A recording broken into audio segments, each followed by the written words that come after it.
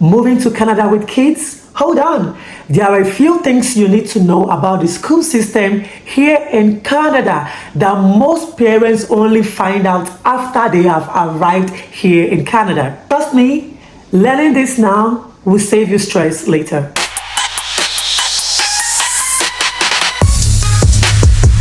Hello diamonds, welcome to another video. Welcome guys, welcome to another video. Welcome guys. Sorry I was not able to post last week. I was so busy bumper to bumper. I'm working on a project, and when that project is ready I will be sharing that with you guys. So today we're talking about the school system here in Canada, especially if you have kids and you plan to bring your kids to you're an immigrant trying to come into Canada and you want to come over with your kids, or you were here already and you're looking for ways to navigate the school system. This video is for you, so ensure you watch the video till the very end. I'll start by saying the first step of schooling here in Canada starts with the daycare. Okay, so if you have kids starting from 6 months old to 5 years old, those kids will be in the daycare. You need to register them in the daycare. Okay, and if you're registering your kids in the daycare and you want to get subsidy, you want to pay a cheaper daycare fee, ensure you enroll in the parents portal. In any province you find yourself in Canada, ensure you enroll yourself in the parents portal of the day of that particular province. That way they are going to the government or the people in charge of this portal is going to direct you to the closest daycare close to you. You end up paying about $90 weekly, but if you don't register through the parents portal, you might end up paying more than $90 in a week. Okay, so basically if your child is within the ages of 6 months old to 2 years old, they are usually placed in the babies, and those babies could be divided into different groups. Okay, so we have babies from 6 months to 1 year, 6 months to 1 year. So these are for babies who are crawling or starting to stand or about getting their first step. And then we have another group of babies. These are usually babies from 1 year old to 1.5 year old. And then we have another group of babies which is 1.5 years old to 2 years old. Okay, so when they are done with this group, when they are graduated from the babies, then they move to the first age of preschool. And then if they have graduated from that section, then they will be moving to the next grade, and that next section is called the first step in the preschool. Okay, so preschool is usually starting from 2 years old. All right, so your child might be in the class of 2 to 3, your child might be in the class of 3 to 4, or your child might be in the class of 4 to 5. Okay, so if your child is in that class of 4 to 5, that is the last class where they will now prepare your child to be leaving the daycare, because your child will be going into kindergarten proper. All right, so this is the first level. Another thing I want to talk about now is after the daycare, the next thing the child will be going to will be elementary. Elementary usually starts from kindergarten to grade 6. All right, it usually starts from kindergarten to grade 6. Now for the school system, we have private schools, we have free government schools, and some provinces also have Catholic school. All right, so in these private schools you need to pay school fees. It could be $10,000, $11,000, $20,000, or even $30,000. For Catholic schools, might need you to be a member of the church, baptized, and all of that. But the government schools are usually free, and this is what most immigrants go for. So if your child is within the ages of 5 years old to about 11 or 12 years old, and they are going to this elementary school, which I told you is from kindergarten to grade 1, 2, 3, 4, 5, and 6, education is free, but the daycare is not free. So here in this section, in the kindergarten, most times they will only ask you to pay $50. All right, and that $50 is for your child's school supply, like the pencil, the books that your child will use to write, the crayon, markers, and stuff like that, which at the end of the kindergarten, when your child is moving on to grade 1 and your child did not finish those stationaries and materials that were bought, it will be given back to your child to take back home. But from grade 1 to grade 6, you will not be required to pay that $50. Instead, the school is going to give give you a list of stationaries that they want you to provide for your own child.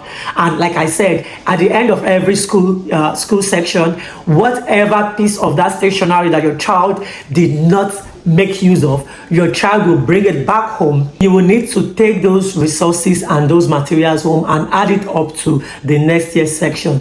And then when they are done with grade kindergarten to grade 6, the next level they'll be moving to is called the junior school. Okay, so the junior school is from grade 7 to 9, and grade 7 to 9 in most of our countries we call it JSS. That's the junior secondary school, what most of us know as JSS 1, JSS 2, and JSS 3. Here we don't call it that. Here we call it junior school, which is grade 7, grade 8, and grade 9. If you are in the government school, it's still also free.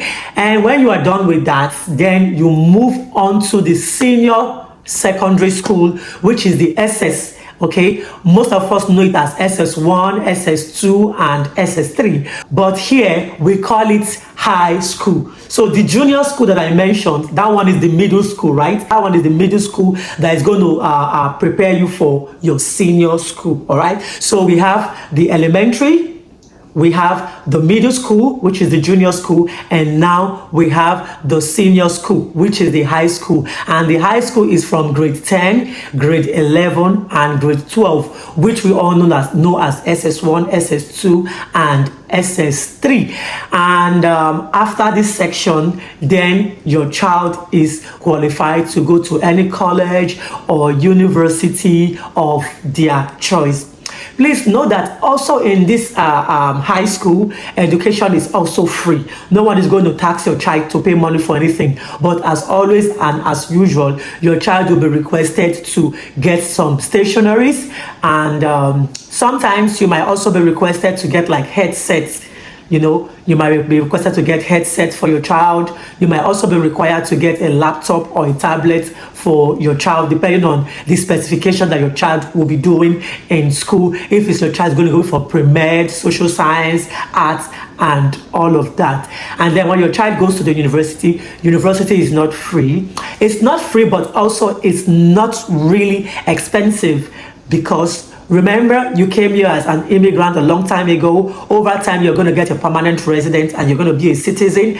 And we have a different school fees for international students. We have the school fees for domestic students, and we have school fees for international students. So it means your child can pay domestic school fees. So more often than not, enrollment in any of these schools, like the elementary, the junior school, or the middle school, or the senior school, the enrollment depends on the catchment area. So you cannot come and decide, I'm staying here, I want my child to go here. No, when you've laid out your complaint, when you've showed your interest that you want your child to be enrolled in school, they are going to ask you certain questions, and those certain questions is what is going to determine where they will put your child. They are going to be asking you for your proof of address. They are going to be asking you for your child's previous result, especially if your child was schooling somewhere else before. They are most likely to ask for your child immunization card, or like a vaccination card. They are going to ask you for like a relief parents, like if you're not available to pick your child, who else is available to pick your child? And the reason why they are doing all of this is because they want to kind of like, you know, place your child in a school that is close to your house. Okay, so if your house is like 10 to 15 minutes walking distance to the school, most likely you will not get a school bus. But if your house is like 20 minutes away from the school, definitely you will get a school bus. I give priority to people whose homes are far away from the school. If you stay close to the school, you won't be entitled to a school bus. You guys, there is something here about the way of teaching here in Canada. Like here in Canada, unlike we all know, different from back home, where a child needs to learn by memorizing, you know, creativity, problem solving, and all of that. It doesn't work that way here in Canada. In Canada here, children are encouraged to learn by doing several extracurricular activities. Children are expected to learn by asking questions. Children learn by, not imposing authority on the child. Here, children don't say auntie, brother, uncle, or madam, or mister. No, here, a child calls you by your name. Okay, so if you have a 6-year-old child in your room, in your classroom as a teacher, and you are 50, you are 30, you are 20, whatever age you are, and your name is Folorunsho, your child in that class is going to call you by your name, Folorunsho, because that is how they are taught to address their teachers. They call you by their name because they want them to be free. They don't want you to create that threat or something that will make them scared of you. They want these kids to be free around you. They involve in lots of sports, they involve in lots of arts, and so many extra curriculum activities that you can think of. Yes, like I said earlier on, the government school here in Canada is free. You don't have to pay any money, but please take note of what I said. If your child is joining the elementary for the first time, which is the kindergarten, you might need to pay the $50 for the school supply, like we do here in my rural community in New Brunswick. I'm not sure about other communities here in Canada, but in New Brunswick, your child needs to pay that $50 for kindergarten, and thereafter you just need to provide the supply list. Sometimes they might need to go on a field trip, and when they are going for this field trip, they might ask for a kind of donation, and even if they're not doing it like a donation, they will just say, okay, each child should at least pay $5 or $10, but if you don't have it, it's okay. We'll look for a way to cover up for you, but just try and pay for your child. And then sometimes they do some kind of snacking, like in my own child's school in New Brunswick here, every last Friday of the month, they do pizza day. And then they say a slice of pizza is $3. So my own son, he loves pizza, so I usually pay $6 for him every last Friday of the month. Sometimes they do popcorn day, they do popcorn day, and they say pay $2 or pay $1 for popcorn. So just save this little amount of money and keep it aside. So culturally, there might be a little bit of shock for you or for your child, because they are not used to the way the school system here or how things are being done here.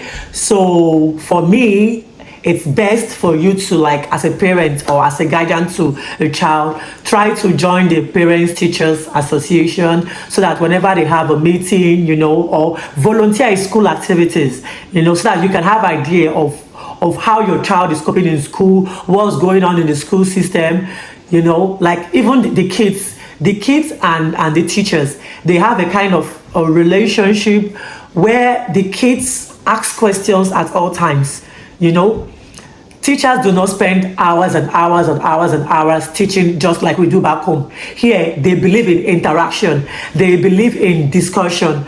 And after that, their days, their timing are being broken down into different extra activities. They will have time for recess, they will have time for snack, they will have time for music class, they will have time for art class, they will have time for gym and all of that. So in all of these, if you are involved in any of the school activities, join the parents teachers meeting, going for volunteer meetings, you have an idea of how the school system works. And that way, when your child goes home, you will also have an idea of the kind of homework to do with your child. I would encourage parents that in as much as your child is going to school, at the end of every day, when your child goes home, try to go through the day with your child, and if possible, teach your child 1 or 2 things with respect to what they are taught in school or what you think they should be taught in school. And the idea is because you want to stay informed. And if you have time, you can put your child in some curricular activities outside the school.